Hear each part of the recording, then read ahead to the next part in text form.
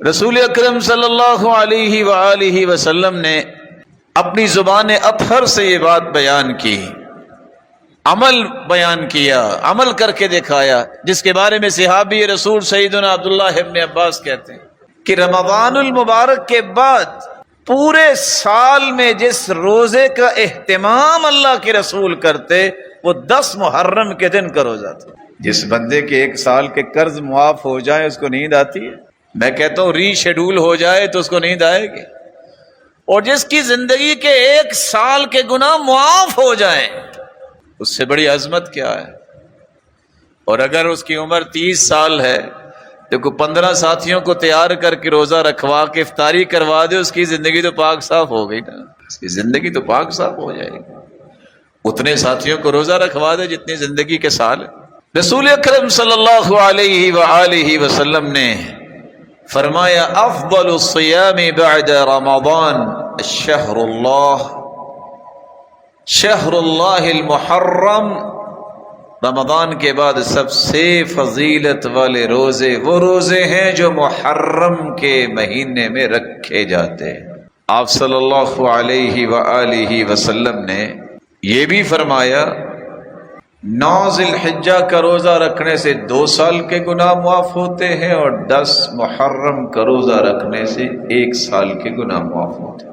آج کے اس خطبے میں مجھے اور آپ کو یہ جاننا ہے، اگر محرم کا مطلب لائق احترام ہے تو ذرا دیکھیں تو صحیح کہ اللہ ذوالجلال کے ہاں احترام کے لائق کون سی چیزیں ہیں، وہ آج کی تاریخ کے بعد میں بھی ان کا احترام کروں گا۔ لائق احترام، دنیا جہان سے سب سے زیادہ محبت اور عزت احترام کے لائق اگر ہے تو وہ اللہ ذوالجلال کی ہستی ہے۔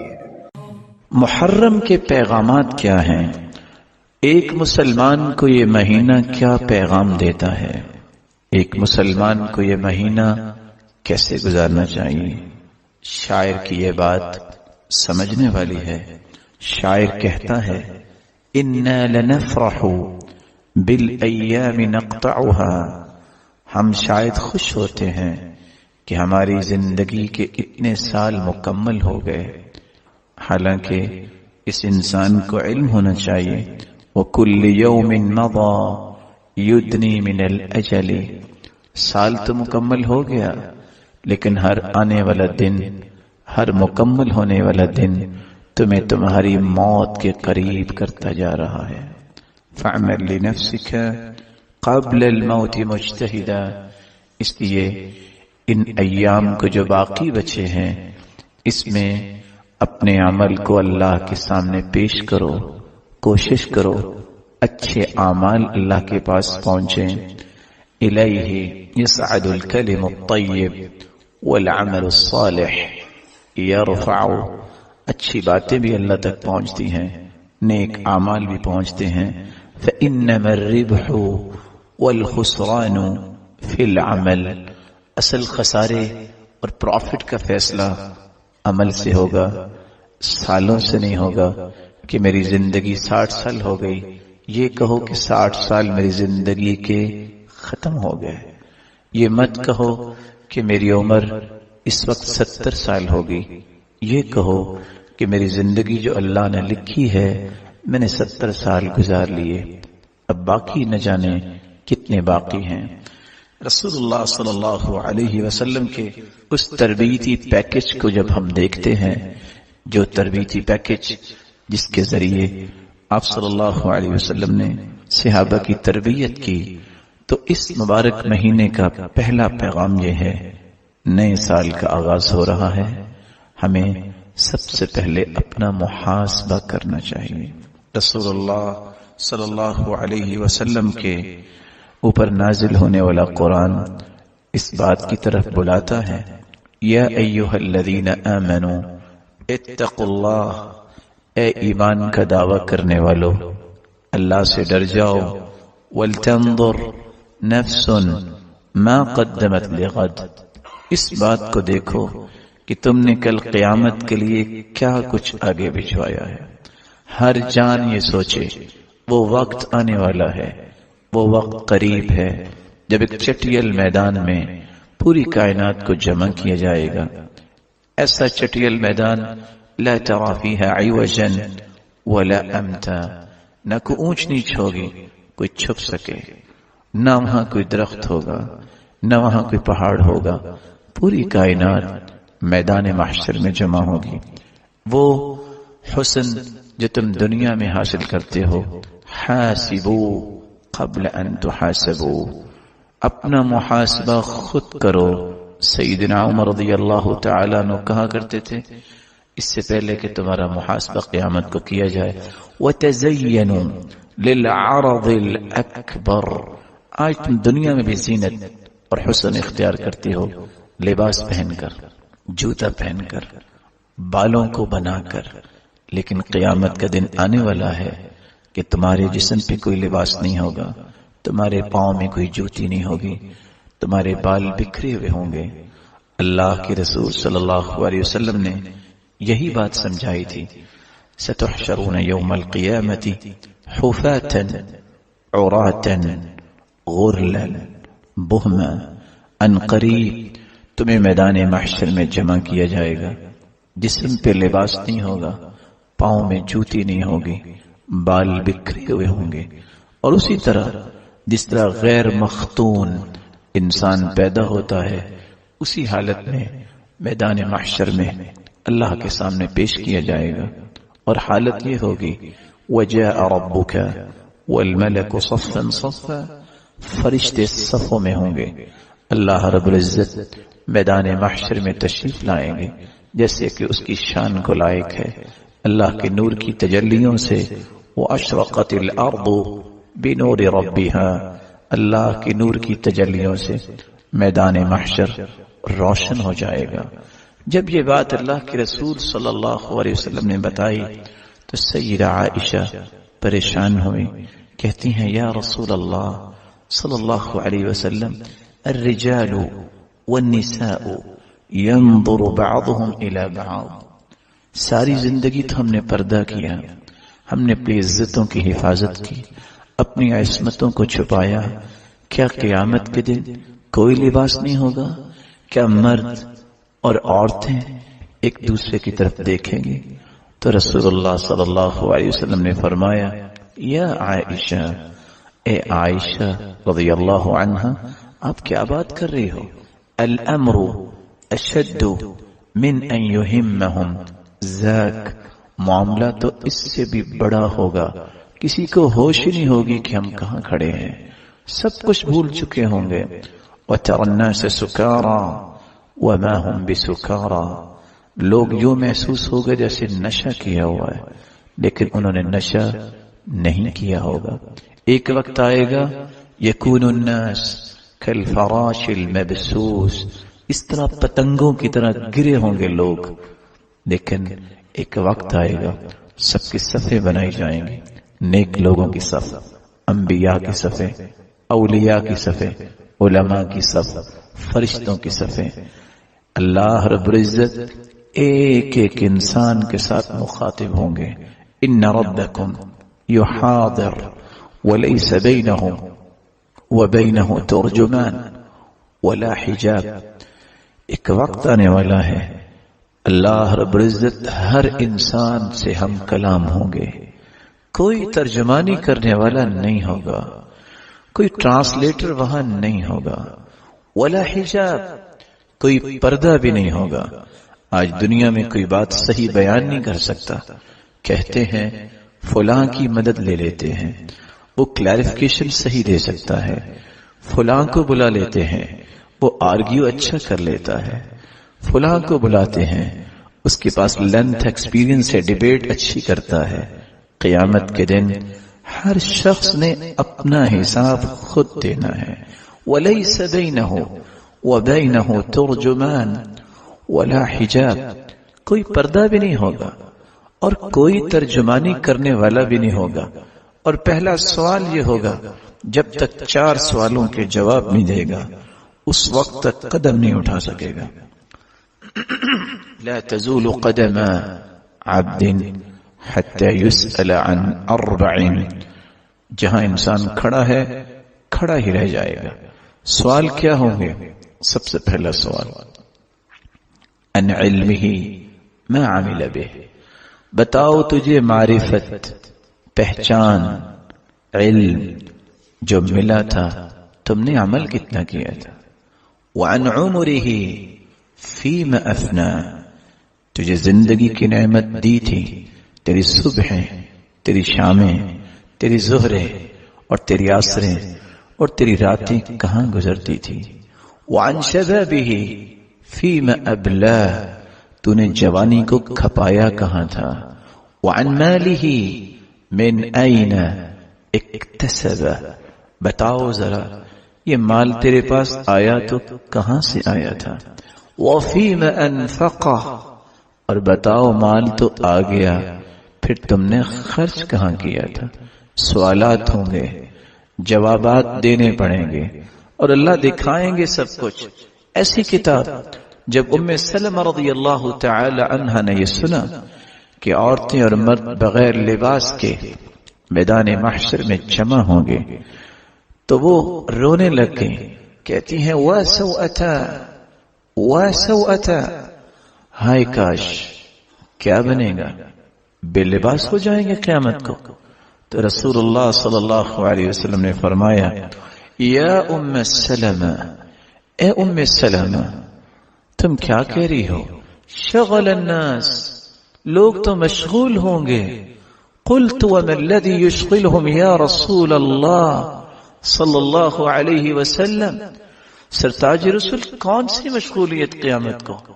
قال نشر الصحائف فيها مساقيل الزر ومساقيل الخردل۔ اے ام سلمہ حالت یہ ہوگی کہ لوگ پسینے میں ہوں گے، یکون الناس على قدر اعمالهم في العرق، اپنی بد اعمالیوں کی وجہ سے میدان محشر میں پسینے میں ہوں گے۔ منهم من يكون الى کعبی، کسی کا پسینہ اس کے جسم سے نکلا ہوا اتنا ہوگا کہ اس کے ٹخنے پسینے میں ہوں گے۔ ومنهم من يكون الى ركبتي، اور کسی کا پسینہ اس کے گھٹنے تک ہوگا۔ ایک لمحے کے لیے سوچئے جسم میں کتنا پسینہ نکلے گا کہ گھٹنے گھٹنے تک پانی کی طرح پسینہ ہو جائے گا۔ ومنهم من يكون الى حقوي، اور کسی انسان کا پسینہ اس کی کمر تک ہوگا۔ ومنهم من يلجمهم الجاما، اور کچھ لوگوں کا پسینہ ان کے منہ تک ہوگا جسے لگام پہنائی ہوئی ہے۔ اور صحیح بخاری کے الفاظ یہ ہیں حتى يذهب عرقهم 70 ذراعا، فٹ کی بات نہیں ہے، 70 ہاتھ پسینے میں وہ شخص ڈبکیاں لے رہا ہوگا۔ کچھ ایسے بھی بدبخت ہوں گے۔ اور ہوگا کیا؟ نشر الصحائف، رجسٹر پھیلائے جائیں گے، 99 رجسٹر، فیہا مساقیل الذر ومساقیل الخردل، رائی کے دانے کے برابر، ریت کے ذرات تو دیکھے ہیں آپ نے، ریت کے ذرے کے برابر۔ اور روشنی جب آتی ہے، کوئی سوراخ ہو دروازے میں یا دیوار میں، تو ہم روشنی کی وہ جو کرن آتی ہے اس میں جو چھوٹی چھوٹی چیزیں نظر آتی ہیں، یہ خردل ہے، یہ رائی کا دانہ ہے۔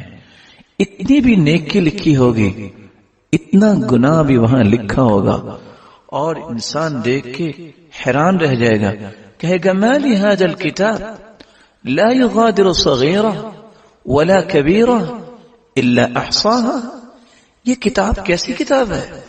اس نے زندگی کا کوئی پل نہیں چھوڑا، اس نے ہر چھوٹی نیکی، ہر چھوٹے گناہ، ہر بڑی نیکی، ہر بڑے گناہ سب کو محفوظ کیا ہوا ہے۔ پوری کائنات کے سامنے یہ محاسبہ ہوگا۔ حاسبوه قبل ان تحاسبوا، اپنا محاسبہ کر لو نئے سال کے آغاز میں، اس سے پہلے کہ تمہارا وقت آ جائے، محاسبے کا وقت نہ ملے، اور پھر پوری دنیا کے سامنے تمہارا محاسبہ کیا جائے۔ اور حدیث یہ کہتی ہے من نوقش الحساب فقد عذب، جس کا مناقشہ ہو گیا حسابات کا، آج ایک نہیں، جب کمپنیز اور انڈسٹریز اور فیکٹریاں، جب حکومت یہ فیصلہ کرتی ہے کہ فلاں فلاں لوگوں کو حاضر کیا جائے، پوچھئے ان پہ کیا گزرتی ہے، کیسے میں حصہ پورے کروں گا، ٹیکسز کے مسائل، نہ جانے کون کون سے اندھیرے اجالوں میں تبدیل کرنے پڑیں گے، کن کن راہوں کو جو خفیہ تھیں واضح کرنا پڑے گا، کلیریفیکیشن دینی پڑے گی۔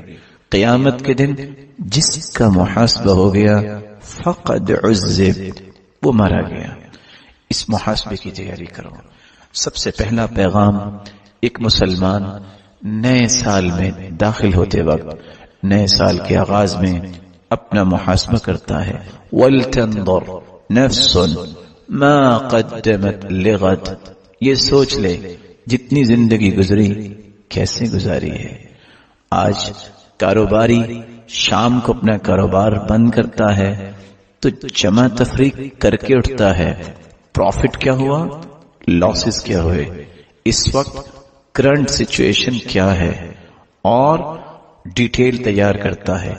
کبھی میں نے اور آپ نے یہ بھی سوچا کہ آج میری زندگی کے اتنے سال مکمل ہو گئے، ان سالوں میں نے کمایا کیا ہے، پایا کیا ہے اور کھویا کیا ہے؟ اور آیت کا حسن دیکھیے، اللہ تعالیٰ نے اس لیے ایک نہیں 2 مرتبہ ایک ہی آیت میں کہہ دیا، وَاتَّقُوا اللَّهَ یا ایھا الذین آمنوا اتقوا اللہ، ایمان والو محاسبہ کرنا چاہتے ہو تو اس کا طریقہ یہ ہے تقوی اختیار کرو۔ وَلْتَنْظُرْ نَفْسٌ مَا قَدَّمَتْ لِغَدٍ، ہر جان یہ دیکھے اس نے کل کے لیے آگے کیا بھیجا ہے۔ پھر فرمایا وَاتَّقُوا اللَّهَ، اور اللہ سے ڈر جاؤ۔ یہ تقوی ہی انسان کا اصل محاسبہ ہے۔ ان اللہ خبیر بما تعملون، بے شک اللہ تعالی خبرگیر ہیں جو بھی تم کرتے ہو، تمہارے ایک ایک عمل، ایک ایک قول، ایک ایک تصور، ایک ایک تخیل اور ایک ایک سوچ اور فکر سے وہ ذات واقف ہے۔ اس لیے کبھی دھوکے میں نہ پڑنا کہ شاید میری کچھ باتیں چھپی ہوئی ہیں۔ یہ کہو تیرے رب کی رحمت کتنی وسیع ہے، تم پہ اس نے اپنی رحمت کی چادر ڈالی ہوئی ہے، اور لوگوں کو ان گناہوں کا پتہ نہیں ہے۔ اور کہنے والے نے اس لیے سچ کہا تھا، واللہ لو علموا قبیح سریرتی لأبى السلام علی من یلقانی، اللہ کی قسم، اللہ نے جو میرے گناہوں، غلطیوں، کوتاہیوں اور کمیوں پہ چادر ڈالی ہوئی ہے، اگر لوگوں کو پتہ چل جائے تو اللہ کی قسم مجھ سے کوئی سلام کرنے کے لیے بھی تیار نہ ہو۔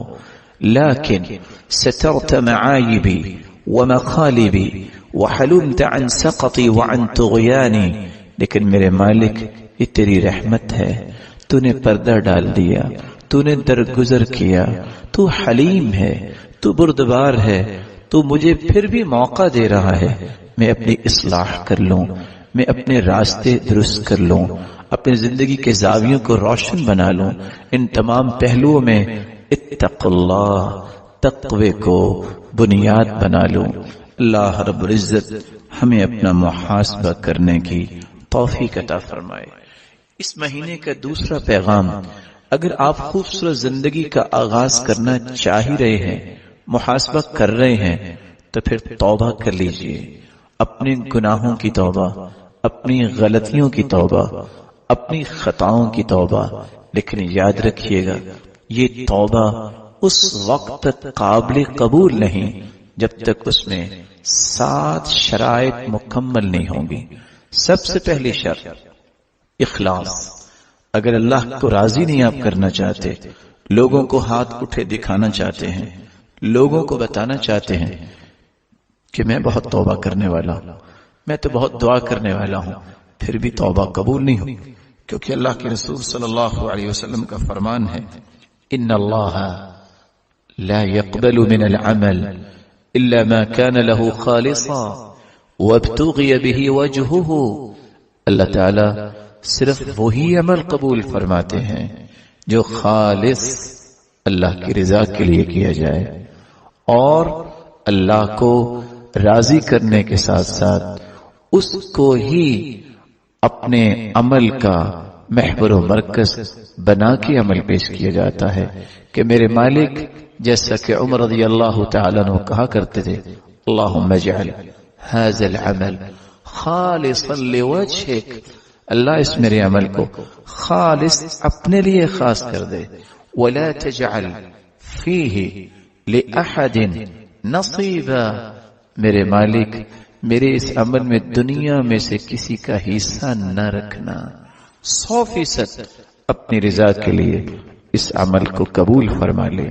دوسری بات، جب تک کوئی شخص بدعت میں ملوث ہے، بدعات کا مرتکب ہے، بدعات ایسا پہلو جس کو قرآن نے بیان نہیں کیا، کسی حدیث نے بیان نہیں کیا، موقع تھا، اسباب تھے، لیکن اللہ کے رسول نے وہ کام نہیں کیا، صحابہ نے نہیں کیا، اس کام کو دین بنا کے، نیکی سمجھ کے، عمل صالح سمجھ کے، اللہ کا قرب سمجھتے، عبادت سمجھ کے، ریاضت سمجھتے، خیر خواہی سمجھ کے دین میں شامل کر دیا جائے، یہ بدعت ہے۔ اور حدیث یہ کہتی ہے، ان اللہ احتجر التوبہ عن کل صاحب بدعہ، لوگوں اللہ تعالی نے توبہ قبول نہیں کرنے اس شخص کی جو شخص بدعتی ہے۔ 1699 نمبر صحیح الجامع کی روایت اور 162 نمبر سلسلہ صحیحہ کی یہ روایت پیغام دیتی ہے مسلمانوں کو، مسلمانوں توبہ قبول کروانا چاہتے ہو، بدعت کو چھوڑ دو۔ من عمل عملا لیس علیہ امرنا فہو رد، جس شخص نے کائنات کا کوئی بھی فرد کوئی بھی عمل کرے، اگر وہ سنت کے موافق نہیں، حدیث کے موافق نہیں، رسول اللہ صلی اللہ علیہ وسلم جو ذات کے اعتبار سے بھی اعلیٰ، بات کے اعتبار سے بھی اعلیٰ، عمل کے اعتبار سے بھی بے مثال، جب تک ان کے طریقے کے مطابق عمل نہیں ہوگا، فہو رد ای مردود، وہ مردود ہے، اس کی کوئی قیمت نہیں، وہ اللہ کے ہاں شرف قبولیت سے نوازا نہیں جائے گا۔ بلکہ صحیح بخاری اور صحیح مسلم کی روایت ہے، من احدث فی امرنا ھذا ما لیس منہ فہو رد، جس نے قرآن و حدیث سے ہٹ کر کسی نئی چیز کو دین میں شامل کر دیا، وہ اللہ کے ہاں قابل قبول نہیں، مردود ہے۔ اور ایک چوتھی روایت کے الفاظ ہے، ان اللہ احتجب التوبہ عن کل صاحب بدعہ حتی یدعها، جب تک انسان بدعت کو چھوڑ نہیں دیتا، ساری زندگی عبادت کرتا رہے، اس کی توبہ کو قبول نہیں کیا جائے گا۔ تو پہلی شرط، جب تک اخلاص نہ ہو، جب تک بدعت کو چھوڑا نہیں جائے گا، توبہ قبول نہیں ہوگی۔ توبہ کی قبولیت کی تیسری شرط، رسول اللہ صلی اللہ علیہ وسلم نے فرمایا، ان العبد اذا اعترف ثم تاب تاب اللہ علیہ، بندہ جب اعتراف کرتا ہے، کس کے سامنے؟ اللہ کے سامنے، اقرار کرتا ہے، کس کے سامنے؟ اللہ کے سامنے، میرے مالک میں اعتراف کرتا ہوں، میں اقرار کرتا ہوں، مجھ سے یہ گناہ ہوا، مجھ سے یہ غلطی سرزد ہوئی، میں خطا کار ہوں، یہ اعتراف اللہ کو پسند آتا ہے، اللہ اس کی توبہ کو قبول فرماتے ہیں۔ چوتھی شرط، پھر اپنے گناہ پہ شرمندہ بھی ہو، نادم بھی ہو، پریشان بھی ہو۔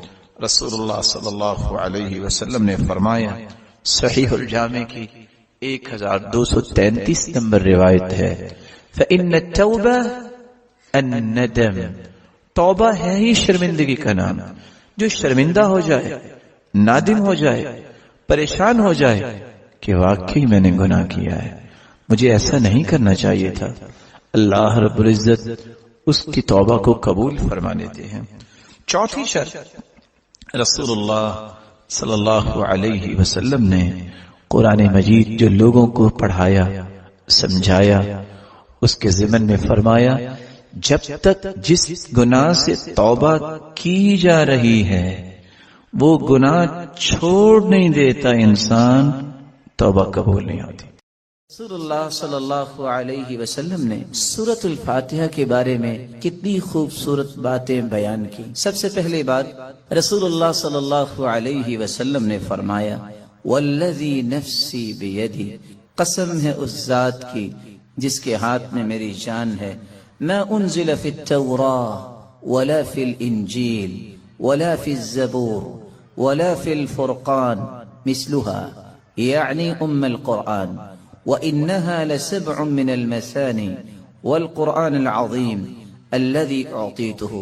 اللہ تعالیٰ نے آسمانی اور الہامی کتابوں میں سے نہ تو تورات میں ایسی صورت نازل کی، نہ انجیل میں ایسی صورت نازل کی، نہ ہی زبور میں ایسی کوئی صورت نازل کی، اور نہ ہی قرآن مجید میں ایسی صورت ہے جیسی اللہ تعالیٰ نے سورۃ الفاتحہ کو نازل کر کے اپنی مخلوق پر انعام کیا ہے۔ یہ 7 آیتیں بار بار پڑھی جانے والی ہیں۔ یہ ام القرآن بھی ہے، قرآن مجید کی ماں کا درجہ اس کو دیا گیا، ام الکتاب بھی ہے، یہ کتاب کی کتاب اللہ کی ماں کا درجہ دیا گیا اس کو۔ رسول اللہ صلی اللہ علیہ وسلم نے ایک دوسری روایت میں فرمایا کہ سورۃ الفاتحہ یہ ایک بے مثال نور ہے، ایک ایسی روشنی ہے۔ سیدنا عبداللہ ابن عباس رضی اللہ تعالی عنہ بیان کرتے ہیں بینما جبریل قاعد عند النبی صلی اللہ علیہ وسلم سمع نقیضا من فوقه فرفع رأسه فقال، رسول اللہ صلی اللہ علیہ وسلم کے پاس جبریل امین تشریف فرما تھے، اچانک سے ایک آواز آئی، رسول اللہ صلی اللہ علیہ وسلم نے اپنا سر مبارک اٹھایا اور پوچھا یہ آواز کیسی ہے؟ تو جبریل امین نے جواب دیا هذا باب من السماء فتح اليوم لم يفتح قط الا اليوم، آسمان کا یہ وہ دروازہ کھلا ہے جو آج تک نہیں کھلا تھا۔ فنزل منه ملک، اور اس دروازے سے ایک فرشتہ زمین کی طرف اترا ہے۔ فقال هذا ملک نزل الى الارض لم ينزل قط، پہلے نہیں اتارا گیا یہ فرشتہ الا اليوم، آج ہی اس کو اترنے کا حکم دیا گیا۔ فسلم، اور اس فرشتے نے اتر کر سلام کہا، وقال ابشر بنورین، اے اللہ کے محبوب 2 روشنیوں کے لیے، 2 روشنیاں اور 2 نوروں کے ساتھ آپ کو خوشخبری دینے آیا ہوں۔ اوتیتہما لم یؤتہما نبی قط قبلک، ایسے نور جو آپ سے پہلے کسی نبی کو عطا نہیں کیے گئے۔ فاتحۃ الکتاب ایک سورۃ الفاتحہ ہے، وخواتیم سورۃ البقرہ، اور سورۃ البقرہ کی آخری آیات ہیں۔ لن تقرأ بحرف منہما الا اعطیت، سورۃ البقرہ کی آخری آیتیں اور سورۃ الفاتحہ کا کوئی بھی حرف آپ پڑھیں تو اللہ رب العزت اس ایک ایک حرف کے بدلے عطائیں کرتے ہیں، اور یہ روایت صحیح ترغیب میں موجود ہے۔ بلکہ رسول اللہ صلی اللہ علیہ وسلم نے اس سورت کی عظمت کو بیان کرتے ہوئے صحابہ کرام کو کتنی خوبصورت بات سمجھائی۔ صحیح بخاری کا وہ واقعہ کتنا مشہور ہے کہ جب صحابہ کرام بنی سلیم کے قبیلے میں پہنچے، جب پتہ چلا ایک آنے والی عورت نے بتایا کہ ہمارے قبیلے کے سردار کو بچھو نے کاٹ لیا ہے، کیا آپ کے پاس کوئی ایسا شخص ہے جو شخص دم کر سکتا ہو؟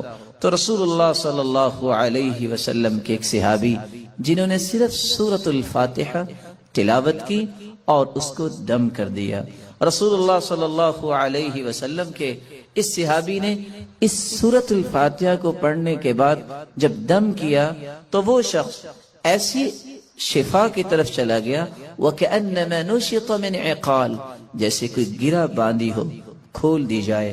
رسول اللہ صلی اللہ علیہ وسلم کے صحابہ نے کہا جب تک اللہ کے رسول سے بات نہ ہو جائے تو یہ انہوں نے جو 30 بکریاں بطور عوض اس کے دیا ہے، ہم اس وقت تک کوئی بات نہیں کریں گے۔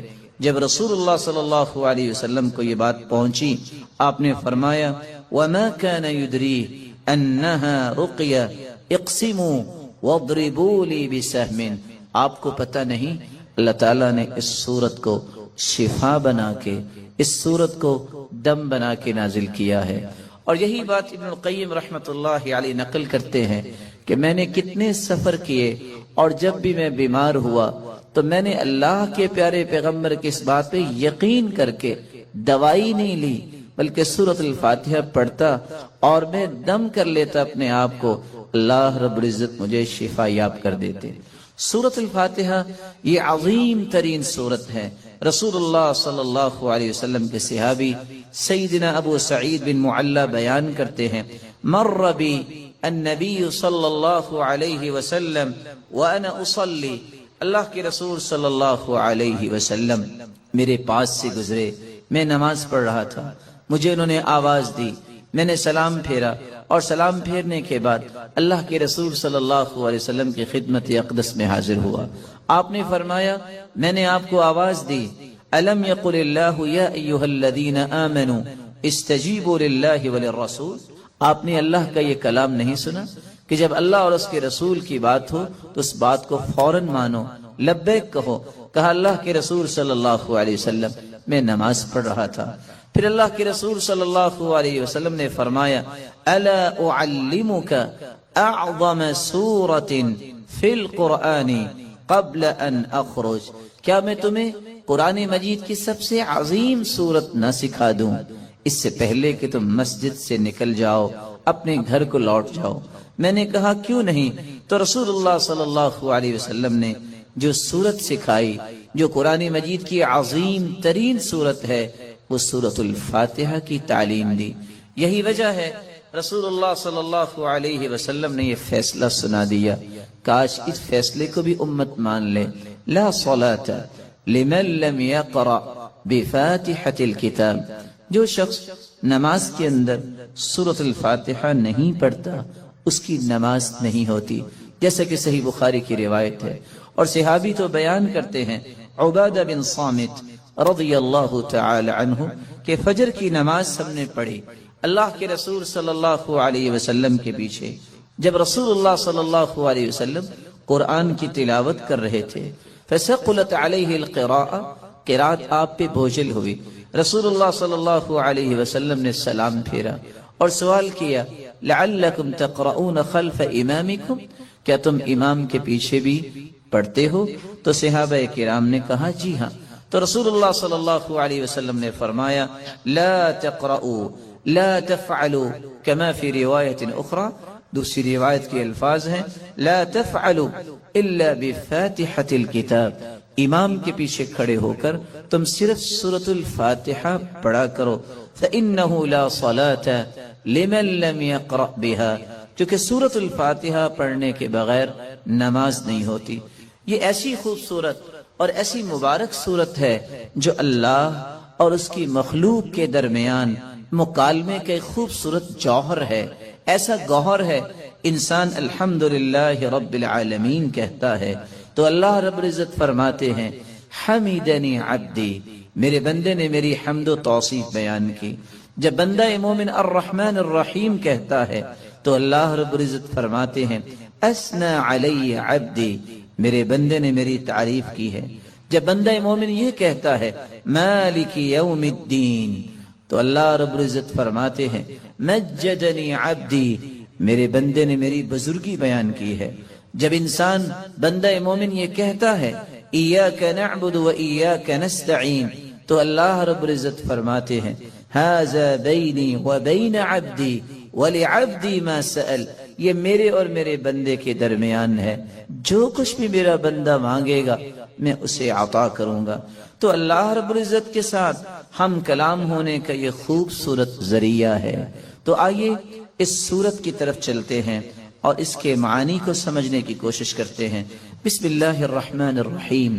الحمد للہ رب العالمین. الحمد، تمام تعریفیں، للہ، اللہ کے لیے ہیں، رب العالمین، جو تمام جہانوں کا رب ہے، الرحمن الرحیم، جو بہت مہربان ہے، الرحیم، نہایت رحم کرنے والا ہے، मालिक यौमिद्दीन, मालिक है यौमिद्दीन, बदले के दिन का, जजा के दिन का।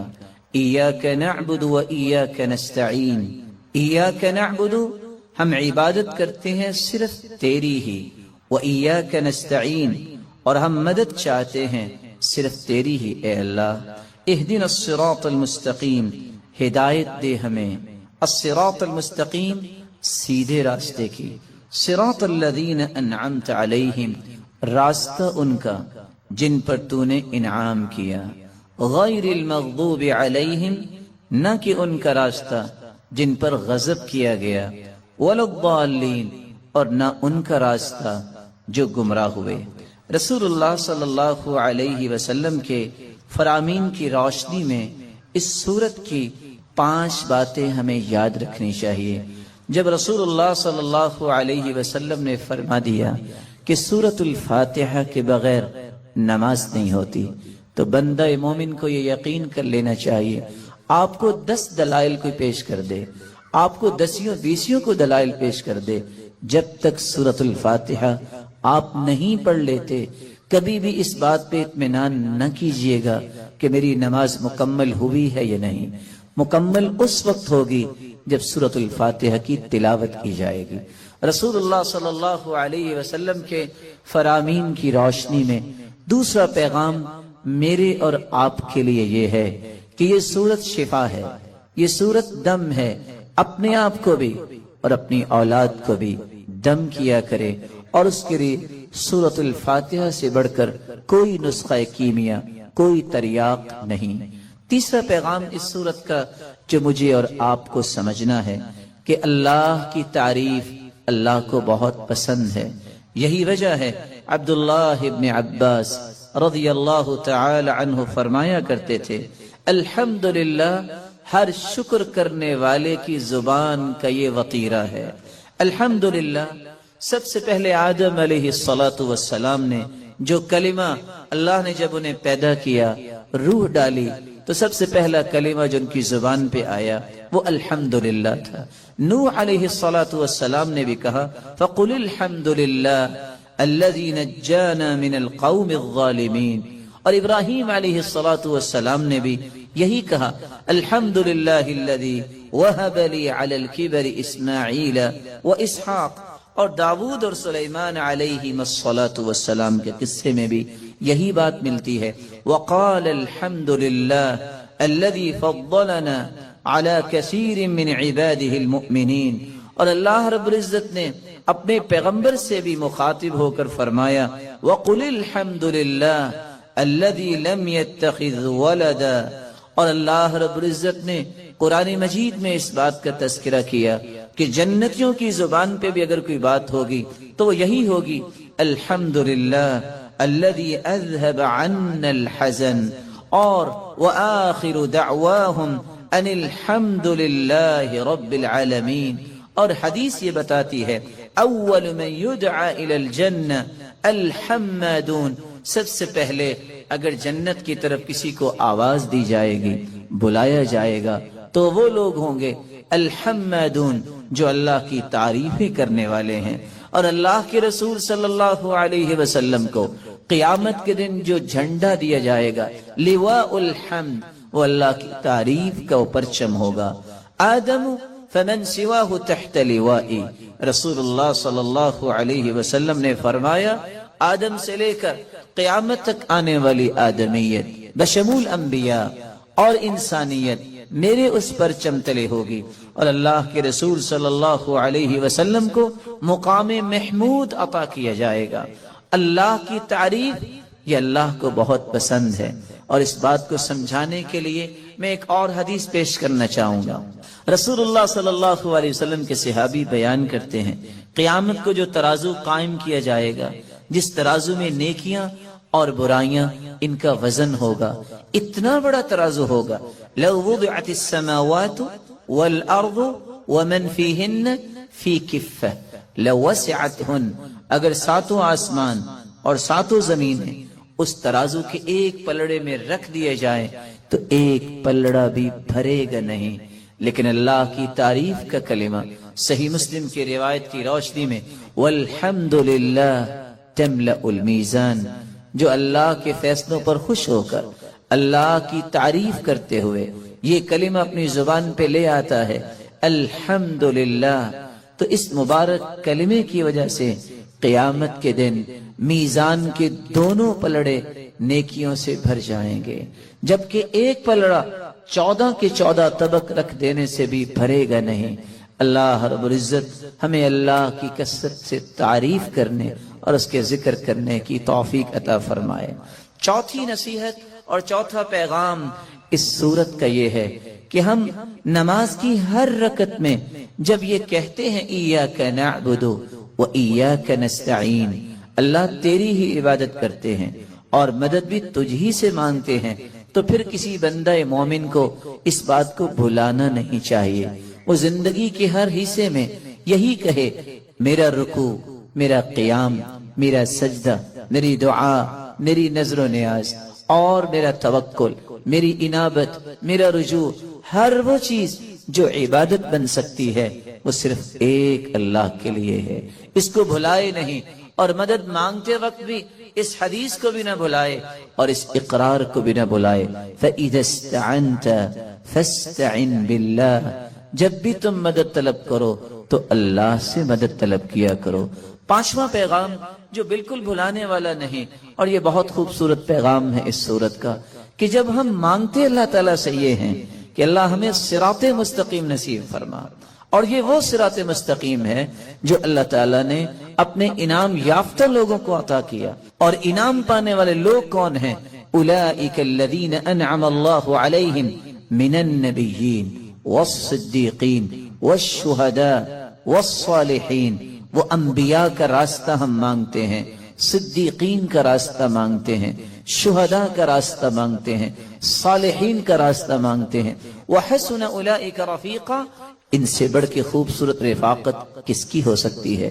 اتنی سعادت کہ ہم مانگتے ہیں اے اللہ قیامت کے دن انبیاء کی صف میں ہمیں بھی کھڑا فرما، شہداء، صالحین اور نیک لوگوں کا ساتھ نصیب فرما، لیکن ساتھ اس بات کا مطالبہ کرتے ہیں اللہ ہمیں یہودیوں کا راستہ، عیسائیوں کا راستہ، مغضوب علیہم یہود ہیں، الضالین عیسائی ہیں، وہ لوگ جن پہ اللہ کا غضب ہوا کیونکہ انہوں نے اللہ کی کتاب کو ٹھکرا دیا اور علم سیکھنے سے ہی اپنے آپ کو دور رکھا۔ عیسائیوں کو کیوں ضالین کہا گیا؟ یہ کیوں گمراہ ہیں؟ پڑھنے کے باوجود انہوں نے عمل کرنا پسند نہیں کیا۔ اس لیے ہم راستہ مانگتے ہیں اللہ تعالیٰ سے انبیاء اور شہداء اور صالحین اور صدیقین کا، جن کو علم سے محبت تھی، جن کو اللہ کا تقرب حاصل کرنے کا ذوق اور شوق تھا۔ یہی وجہ ہے کہ حکم آ گیا کہ جب تم ولضالین امام کہتا ہے تو تم آمین کہا کرو، اللہم استجب دعاءنا، اے اللہ ہماری دعا کو قبول فرما۔ اور اسی لیے ساتھ اللہ کے رسول نے فرما دیا ما حسدتکم الیہود علی شیء ما حسدتکم علی السلام والتأمین۔ یہودیوں کو سب سے زیادہ اگر حسد ہوتا ہے تو کس بات پہ ہوتا ہے؟